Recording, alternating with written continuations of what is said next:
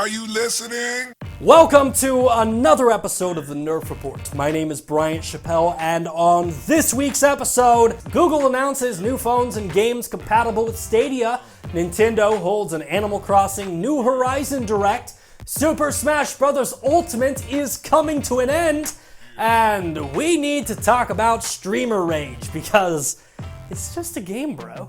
But before we jump into any of that, your top headlines.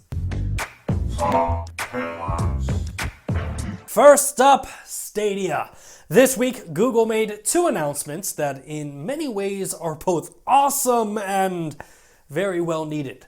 The first of the two announcements being that Stadia is expanding its service to non-Pixel Android devices, like the Asus ROG phones, Razer devices, along with the Samsung Galaxy S and Note series of devices. Now, there is still no comment on Stadia's arrival for iOS Apple devices, but with services like Project xCloud having launched on the Apple Store already, we have to assume that the announcement is imminent. And the second announcement is that the SteamWorld Dig video game universe is coming to Google Stadia.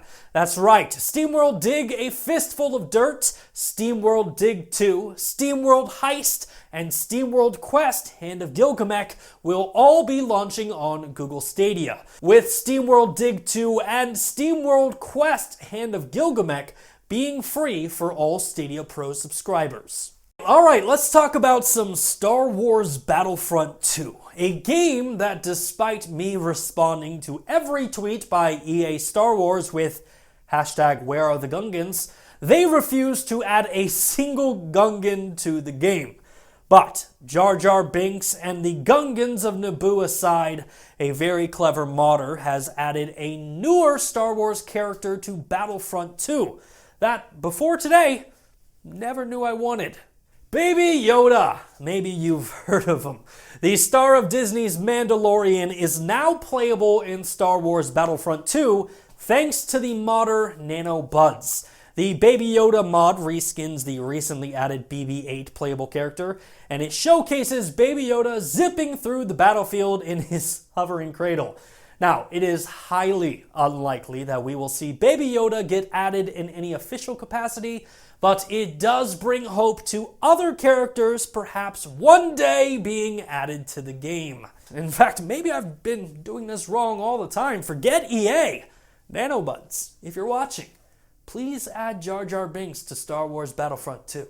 Nintendo. We are less than 30 days away from Animal Crossing New Horizon releasing for the Nintendo Switch. And this week, Nintendo held a direct to update Nintendobros and Switch heads on the new features coming to the game. Animal Crossing New Horizon will take players on a brand new adventure as you travel on Nook Incorporated's Deserted Island Getaway Package. In New Horizon, players can customize their character and home with furniture and resources gathered across the island, along with partaking in other relaxing activities like gardening, fishing, decorating, or assisting NPCs and other characters. In fact, Animal Crossing New Horizon, for the first time ever, will allow players to team up with 8 other players, along with giving you the ability to travel and visit your friend's deserted island. The latest edition of Animal Crossing's New Horizon will launch on March 20th of 2020, exclusively for the Nintendo Switch. And speaking of Nintendo, let's talk about Super Smash Bros. Ultimate. Since the launch of the game, gamers have always been more fascinated by which characters were going to be added to the game than the actual characters already in the game. In fact, Super Smash Bros. Ultimate features the largest Smash Bros. Lineup of fighters. And instead of being happy with Cloud or Donkey Kong, gamers ask, where's Master Chief? Where's Crash Bandicoot? Or where is Doomslayer? Well, this week, Masahiro Sakurai, the director of Super Smash Bros. Ultimate, announced that the question of who's next is finally coming to an end. In Sakurai's weekly Famitsu column, Masahiro confirmed that following the upcoming Fighter Pass 2 DLC, Nintendo will not be adding any additional characters to the game. The Fighter Pass Volume 2 will feature 6 additional characters about to be added to the game, rounding out the total roster to 88 playable fighters. Well, that's going to wrap up this week's top headlines, so without further ado, let's jump into this week's top story with the rundown. Now for something completely different. Yeah.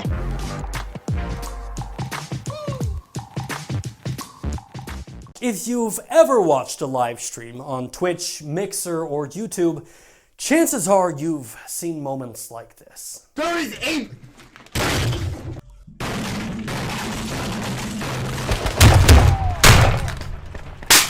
Of course you have a shotgun, dude! Why not? Okay, dude, yeah. What the... How? How? How is he not dead? What do you mean? Game!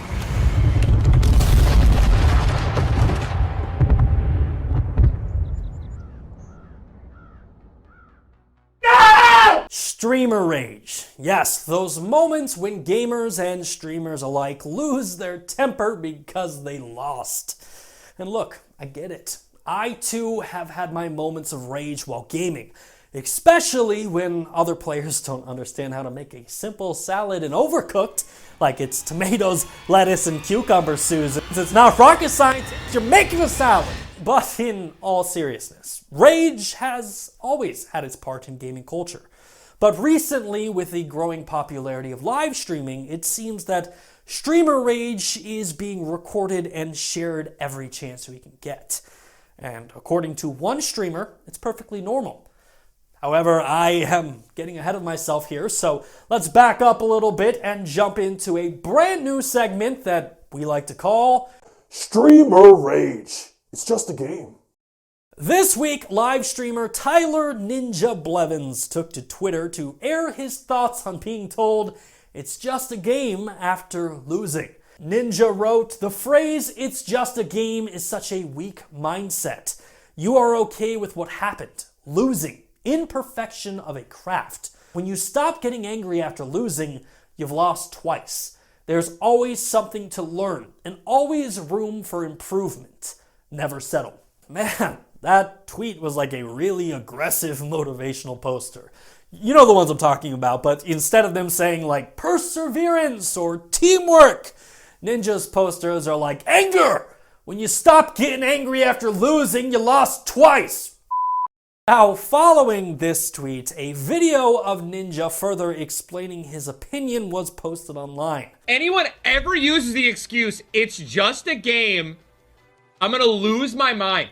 Imagine telling LeBron James, Tom Brady, that when they're pissed off after losing a game, that it's just a game. Like, I'm gonna lose. Like, are you kidding me? You're so stupid.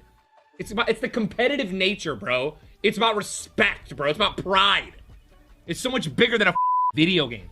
And anyone that ever uses the excuse it's just a game is a horrible human being and is lazy. Oh, where do I begin?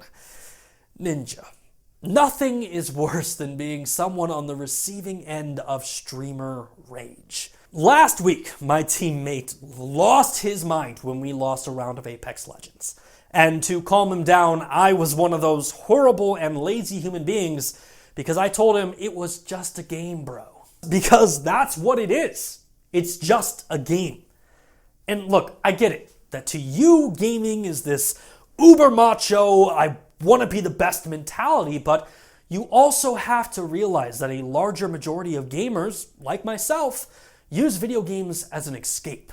I mean, honestly, you are going to tell me that because I don't lose my mind and slam my fist into the table when I lose, that I have a weak mindset? I mean, come on, Ninja. And comparing yourself to LeBron James or Tom Brady, justifying your anger management issues by saying that you're trying to perfect your craft is such a bull argument. When Doug at the YMCA gets mad and kicks a basketball so nobody can play when I lose, nobody says, wow, Doug is really perfecting his craft, isn't he, guys? They all agree that Doug is a dick who doesn't know how to handle his emotions, and hey, maybe we shouldn't invite him next week.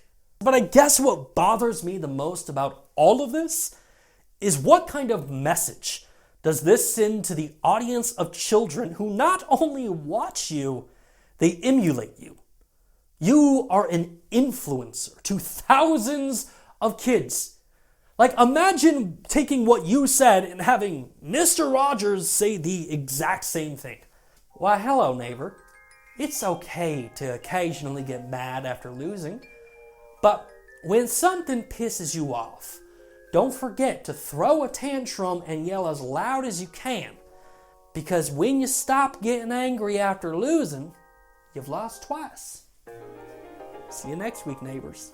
And I get it. Ninja has never claimed to be Mr. Rogers, nor has he asked to be. But he's an influencer nonetheless. And Ninja's argument about being competitive, about respect and pride, I will be the first to admit that those are great attributes to live by. But stating if you don't get angry when you lose, you are a horrible person is such a shitty outlook to portray to kids.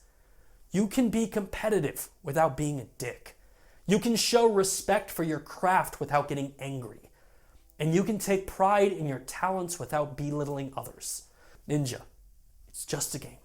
And currently, you are at the top of it. Like, literally, you are killing it right now. No one is going to question your success if you lose a couple games of Fortnite. Because at the end of the day, your win and loss record isn't what's going to define you as an athlete. Your actions, your words, and the impact that you have on your fans will always be what defines your career. And finally for this week, we come to that noise, of course, signifies that we are running out of time and coming close to the end of the show. So, in order to cover all the week's remaining news, we must initiate a segment that I like to call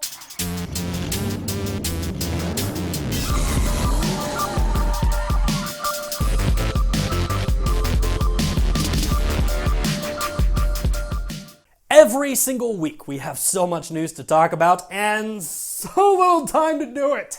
So we take all the week's remaining news, put 60 seconds on the clock, and try to cover it as fast as humanly possible without running out of breath, passing out, or dying!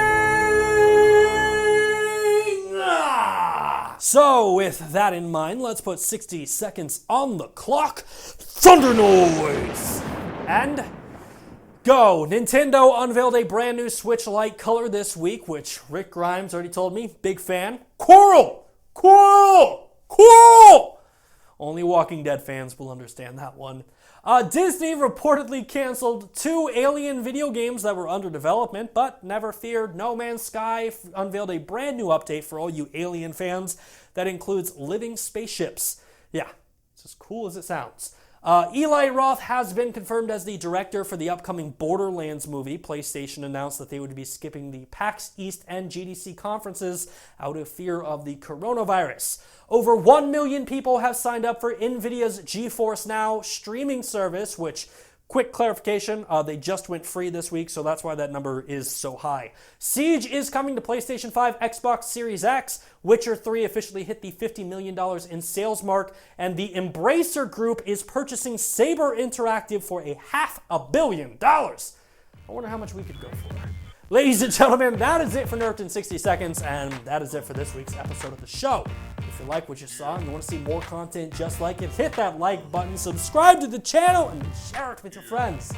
As always, my name is Brian Chappelle. You are you, and this has been the Nerf Report. It's just a game, bro. Hey, thanks again for checking out our channel. If you like what you saw and you want to see more content just like it, hit the like button and subscribe to the channel, and please share it with your friends. And if you're wanting more videos to watch right now, check out one of these. Right here, this is our brand new Google Stadia video. Super awesome, just launched this week. Or maybe check out our Games of the Week.